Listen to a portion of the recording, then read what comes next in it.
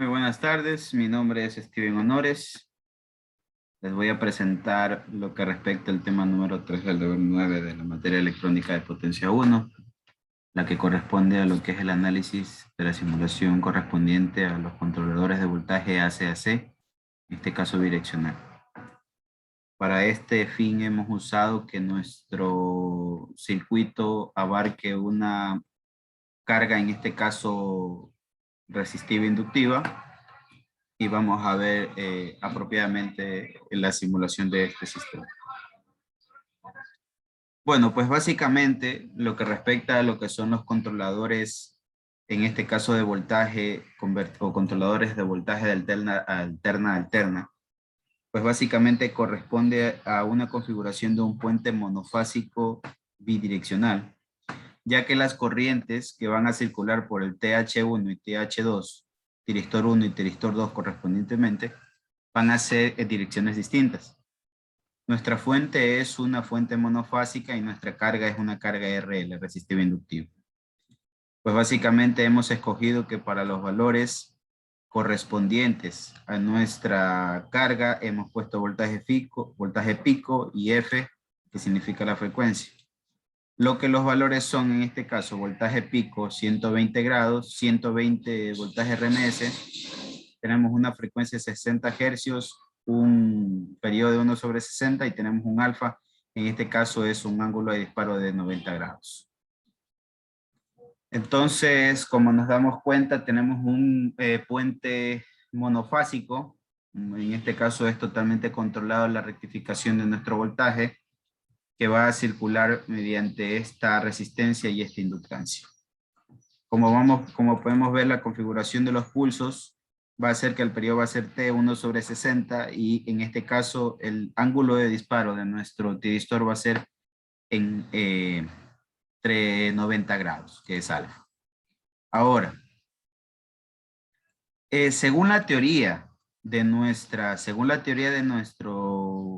convertidor bidireccional, el segundo tiristor que está conectado antiparalelamente a nuestro tiristor va a tener que ser disparado en pi más alfa. Que en este caso es en pi más alfa, que va a ser en 270 grados, ya que alfa es 90 y t medio es 180 grados. Va a circular la corriente a través de nuestra carga y vamos a obtener unas gráficas. Entonces, ahora lo que correspondientemente nos dice que para una carga RL se tiene que cumplir que en este caso la tensión va a tener un ángulo de apagado, el cual es beta, para el cual la corriente se hace nula. En este caso, como tenemos la expresión de la corriente, dado en el análisis matemático, dado en el primer tema de este deber, pues básicamente en WT es que es igual a pi más alfa, se aplica una señal de puerta a nuestro tiristor 2 y la corriente de carga es negativa, pero su forma es idéntica a la del semiciclo positivo. Ya que como son controladores de voltaje AC-AC, o sea que transforman corriente alterna en corriente alterna, cabe destacar que básicamente, como lo mencioné, ya que nuestros controladores de voltaje alterno, pues básicamente van a tener que nuestra onda rectificada, nuestro voltaje de salida, van a tener formas alternas. O sea, no van a tener la forma de una onda sinusoidal pura, pero sí van a tener voltajes tanto positivos como negativos. Entonces, en este caso, nuestro análisis puede también resumirse a un análisis de fasores, ya que tenemos voltajes negativos y positivos y nuestro voltaje va cambiando respectivamente. Ahora, también se define un ángulo de conducción llamado gamma, el cual es definido entre el ángulo de apagado y el ángulo de disparo. En el intervalo entre pi y beta, cuando la tensión de la fuente es negativa y la corriente de carga sigue siendo positiva. En este caso, lo que hacemos es que la tensión es negativa y la corriente de carga sigue siendo positiva, o sea, se invierte. El tiristor 2 no puede ser activado porque no está polarizado en directa.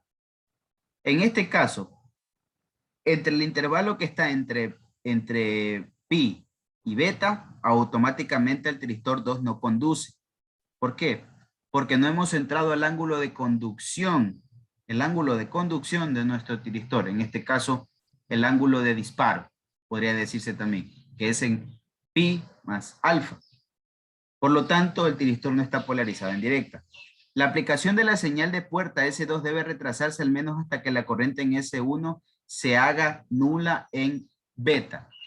En este caso, va a existir que como tenemos una onda sinusoidal pasando una corriente pasando a través de nuestra carga, pues va a existir el momento en que la corriente que circula va a ser nula. Por lo tanto, habrá que esperar que al siguiente disparo para nuestro tiristor para que entre en conducción y en este caso pase la onda negativa. La aplicación debe retrasarse hasta que la corriente sea nula en el ángulo beta.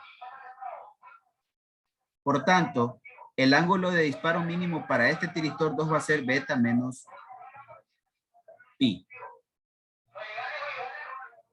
Ahora, cabe destacar que cuando se tiene que el ángulo de conducción gamma es pi, siempre conducirá cualquiera de los dos tiristores y la tensión en la carga será la misma que la tensión de la fuente. La tensión en la corriente de carga son sinusoides y en este caso el circuito se analiza utilizando el análisis de los fasores de los circuitos de alterno. Entonces, en este caso podemos, a pesar de no ser sinusoidales puras también, existen voltajes negativos y positivos con un ángulo o con una frecuencia. Por lo tanto, se los puede analizar como fasores.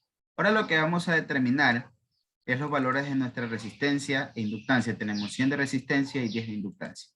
Entonces ya realizamos la simulación otra vez para poder verificar nuestros resultados.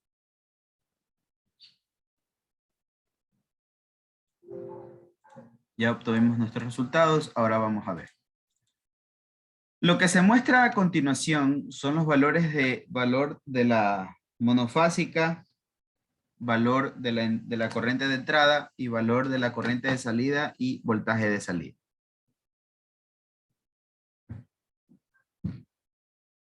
Entonces, como vemos aquí, en este caso tenemos lo siguiente. Tenemos que para nuestro ángulo de apagado, tenemos lo siguiente.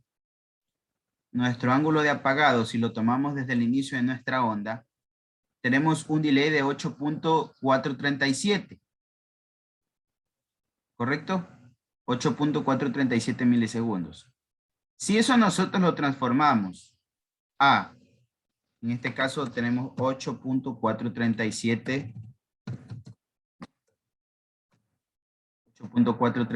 entonces lo que nosotros aquí evaluamos y tenemos que está en,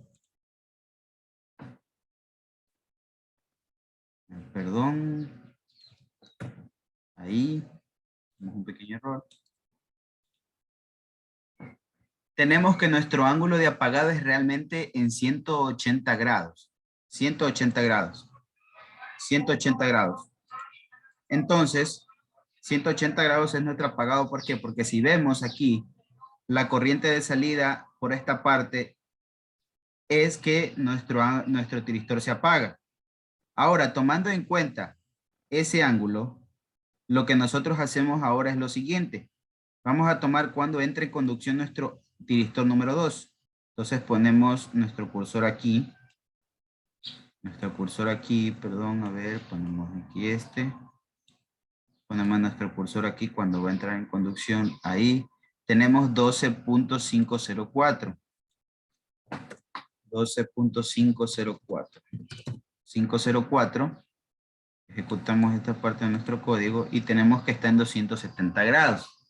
Como lo mencioné anteriormente, nuestro segundo tiristor entra en conducción en pi más alfa. En este caso es 90 más 180 grados son 270 grados, ya que es nuestra configuración de nuestro ángulo de disparo.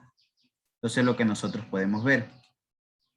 Ahora, con respecto a la forma de onda de las crestas, estamos viendo que cada vez que nosotros tengamos una fuente de inductancia mayor, va a hacer que nuestra onda se vaya suavizando en sí, para ya no teniendo picos, valores pico altos, sino son valores muy suaves. Entonces, ¿qué pasa si nosotros aumentamos la inductancia de nuestra nuestra inductancia en 100 milihenries. Entonces, damos a simular y vamos a ver la forma de onda.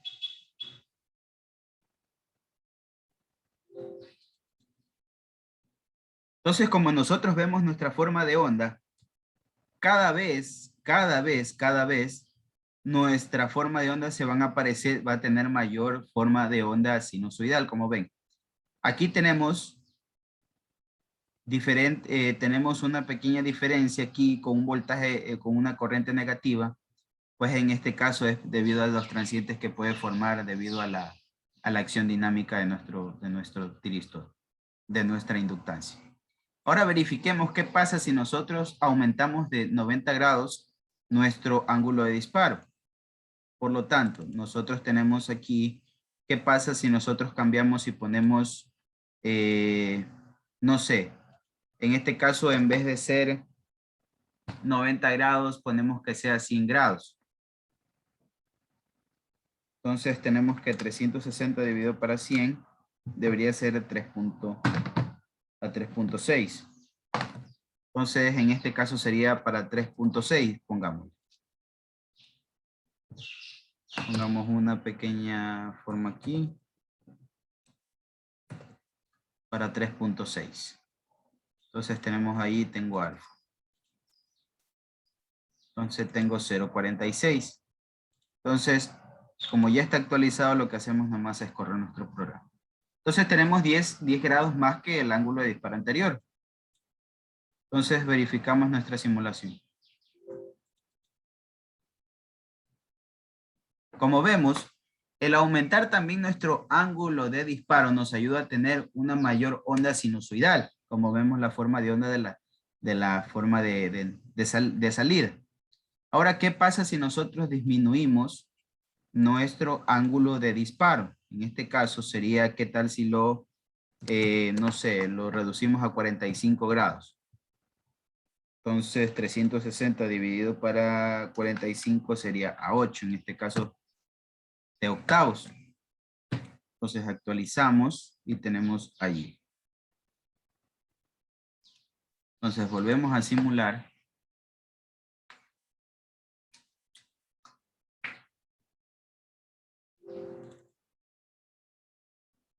Y tenemos que nuestra forma de onda se empieza a parecer otra vez a una onda sinusoidal.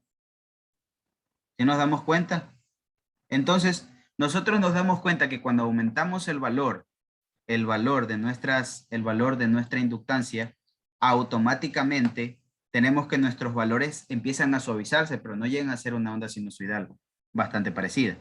Pero cuando nosotros reducimos nuestro ángulo de disparo, básicamente, empezamos a tener que se parece a una onda sinusoidal. Solo que tenemos aquí pequeñas partes donde se empiezan a ver un apagado. Entonces, ¿qué pasa si nosotros cambiamos nuestro valor a 0, en un ángulo de disparo 0? Se dispara en 0 grados automáticamente.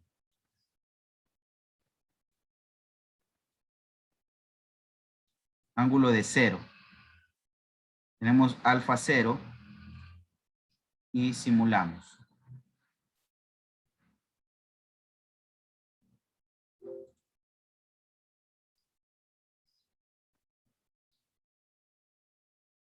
Pues básicamente nuestra onda no es sinusoidal.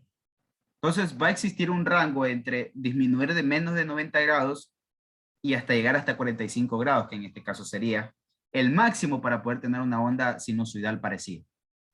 Ahora, volvemos a nuestro ángulo de disparo anterior, que era de 90 grados. 90 grados, que sería T sobre 4.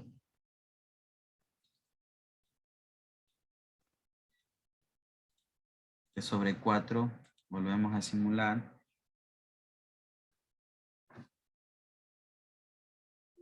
Vamos a verificar los ángulos, los disparos. Entonces, por lo tanto, como nosotros podemos ver,